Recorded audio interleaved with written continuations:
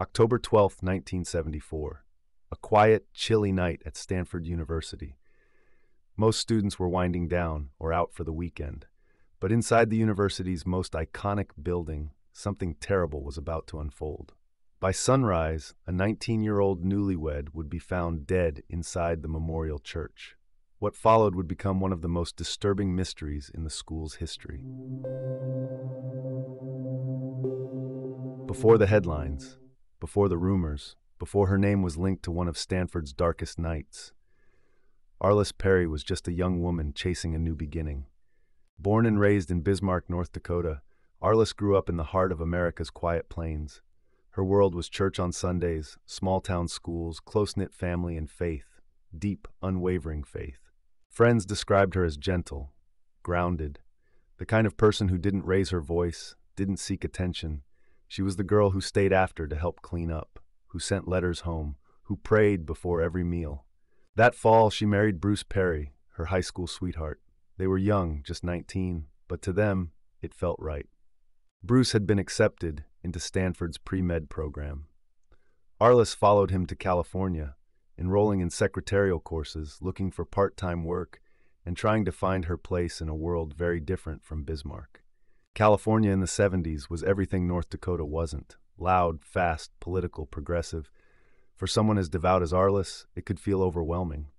But she didn't waver. Her faith remained her constant. Even in the middle of a bustling university filled with new ideas, Arliss still believed in quiet moments, in prayer, in tradition. And that's why, on the night of October 12th, 1974, when she needed to clear her head after a simple argument, she did what felt natural. She went to church, not to escape, but to find peace. By 11 p.m., most of Stanford had gone still. Bruce Perry and his wife Arliss had taken a walk that evening. It was meant to be relaxing, a quiet moment to end the day. But at some point, a small disagreement surfaced.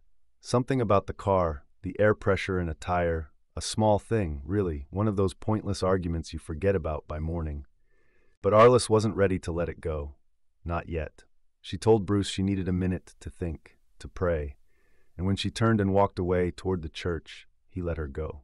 She was just 19, a newlywed, far from home, and as she walked toward the center of campus, her footsteps were the only sound. The Stanford Memorial Church sat in near darkness, towering, still, watching. Arliss climbed the steps. Heavy doors gave way with a creak. She slipped inside, alone. The church inside was silent, echoing. In that silence, Arliss found something familiar, something sacred. She likely walked past the pews where she and Bruce once sat together. Maybe she lit a candle. Maybe she whispered a prayer for patience or for guidance. It's easy to imagine her sitting near the altar, the soft light casting shadows across the walls. Just a girl in prayer, not knowing someone else was already inside. Was she being followed? Did someone slip in behind her, or were they already hiding? These questions have haunted investigators for decades, because what happened next left no witnesses, but it left a message, one that would echo through Stanford's halls for years to come. Arliss Perry entered the church just after 11:30 p.m., and when the doors were locked for the night, she was still inside. By morning, the doors would be unlocked, the sun would rise, and what someone left behind would change everything. Sunday morning, October 13th. The sun had barely touched the sky when a familiar figure approached the memorial church. Stephen Crawford, a campus security guard known for being strict, detail-oriented, sometimes overly so. It was his job to open the church doors at dawn. But something was wrong. The doors, which he claimed to have locked around midnight, were now unlocked. No sign of forced entry. And inside, the silence felt different. He would later say the air felt off, cold, heavy. As he walked the central aisle toward the front of the sanctuary, he stopped, near the altar. And what he saw froze him in place. Arliss Perry had been found. Her body was near the altar, arranged, carefully, deliberately. It wasn't random. There were signs of violence. But more than that, there were signs that someone had taken time, thought about what they were doing, and wanted this to be remembered. The police were called, the church sealed off. Forensics teams entered with cameras and gloves, stepping carefully on sacred ground. What they found would unsettle even seasoned investigators. It wasn't just a murder, it was a message, one that no one could yet understand. Who had entered the church after midnight? Who had stayed inside until the moment they vanished into the night? No signs of forced entry, no obvious suspects, no clear motive. The only person confirmed to have seen Arliss that night was now a victim, and the only person who said the church was locked and empty was the guard who found her. In the heart of a peaceful campus, in a place meant for worship and reflection, a teenager from North Dakota had been brutally silenced, and the entire university, even the nation, was about to start asking the same question: who killed Arliss Perry? The news hit fast and hard. A young woman murdered in one of the most sacred spaces on a college campus. It was unthinkable, and worse, it was unsolved. Within days, rumors began to surface, strange ones. The way Arliss's body was found, staged, almost ceremonial, sparked whispers that went far beyond a simple crime of passion. Some officers described the scene as ritualistic. That word alone was enough to send the press into a frenzy. Theories started flying. Was it the work of a cult, a satanic ritual gone too far? This was the mid-1970s, the early stages of what would soon become the Satanic Panic. Across the country, wild stories of underground cults, animal sacrifices, and ritual crimes began to dominate headlines. But with Arliss, this wasn't just tabloid fear-mongering. Something about the crime scene felt deliberate, symbolic, and that terrified investigators even more. Detectives began by doing what they always do: start with those closest to the victim, which meant Bruce Perry, Arliss's husband, was questioned extensively. He had walked with her that night, argued with her, she left to pray. He stayed home. The timeline fit, but something felt too convenient. Police pressed him for inconsistencies, but Bruce never cracked, never changed his story, and no physical evidence ever tied him to the scene. He was released, and years later he would go on to become a doctor. Still, some in the public never stopped suspecting him. That's the thing about unsolved crimes. They don't just create mystery, they create shadows. Others turned their attention to a different theory: that Arliss had been targeted for her faith. Some claimed she'd recently tried to witness to people on campus, that she may have encountered someone who took offense, violently. A few theorists went further, pointing to a fringe religious group in the Bay Area known for dark symbolism and anti-Christian rhetoric. But the FBI looked into it and found nothing concrete. The leads dried up, witnesses disappeared, no fingerprints, no eyewitnesses, no confession. After months of dead ends, the case stalled. The horror faded from headlines, but never from memory. For decades, Arliss Perry's murder was like a locked door. Everyone could see it, but no one could open it. Not yet. 44 years. That's how long Arliss Perry's case remained cold. A locked file, a half-forgotten headline. One of those stories whispered about in campus lore, but never solved.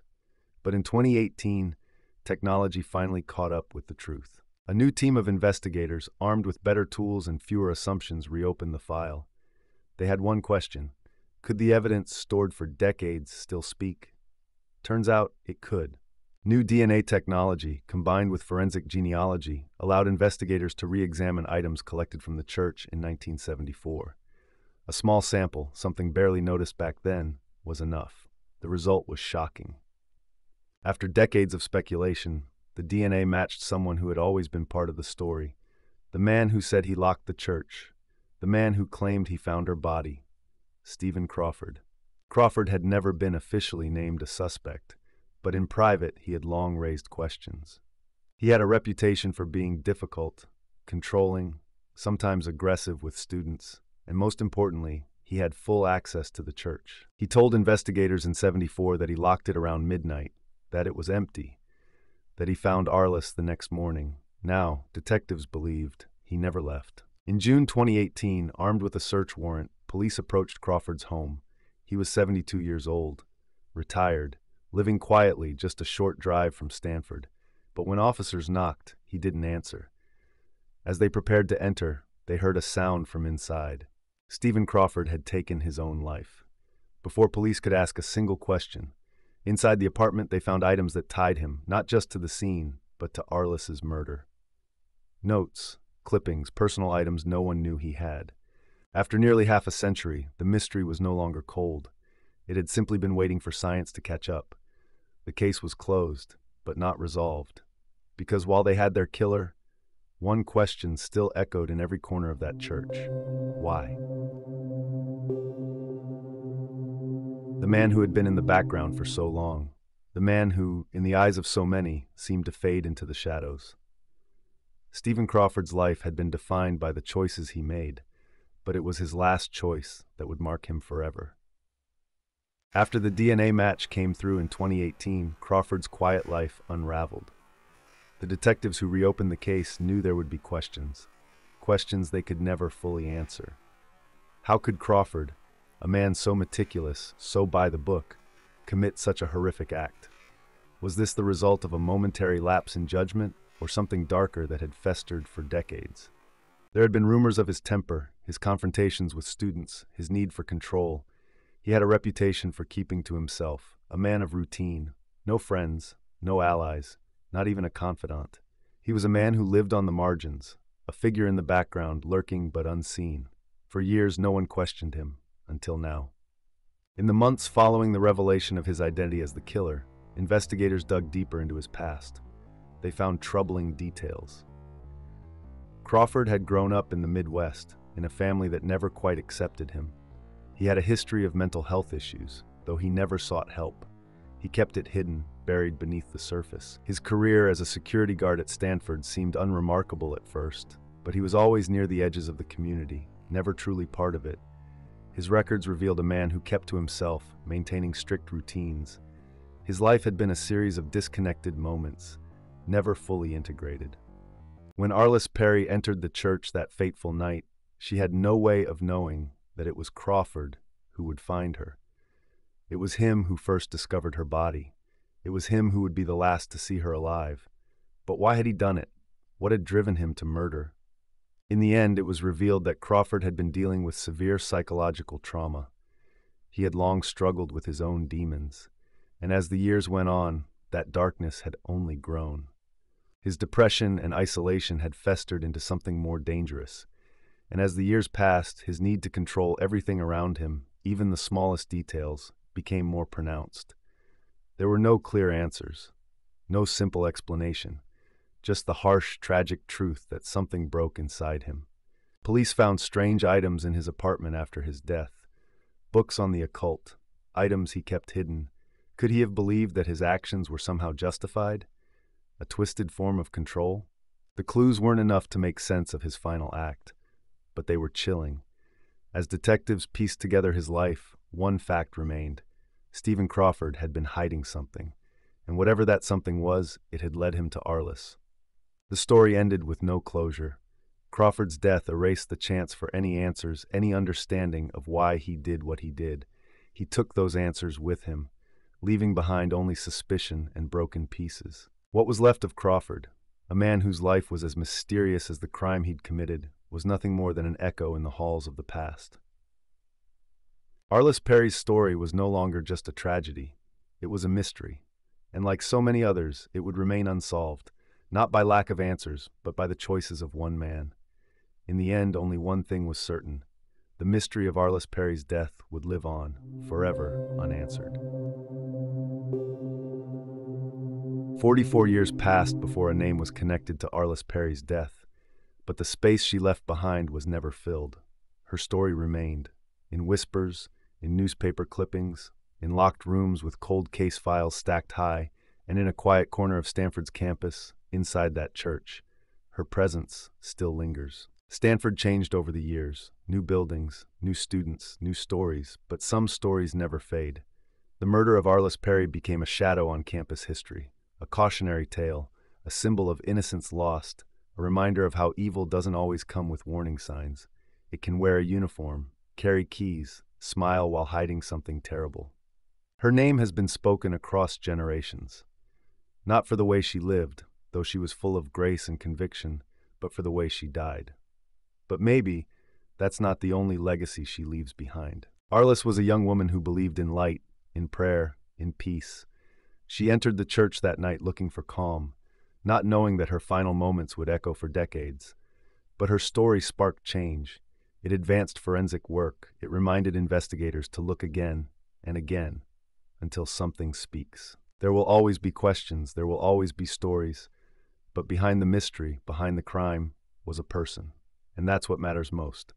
Arliss Perry, not just a case file, a life remembered.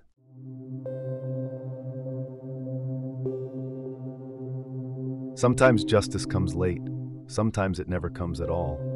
But stories like Arliss Perry's remind us to ask hard questions, to listen when the silence feels too heavy, and to remember that behind every headline, there's a human being. If Arliss's story moved you, if it made you think, please like, share, and subscribe. It helps more people hear the stories that matter. Tell us your thoughts in the comments. Let's keep asking questions. Let's keep remembering. If you're intrigued by unsolved mysteries and chilling cases, check out my playlist, True Crime Murders and Disappearances, for more unsolved cases.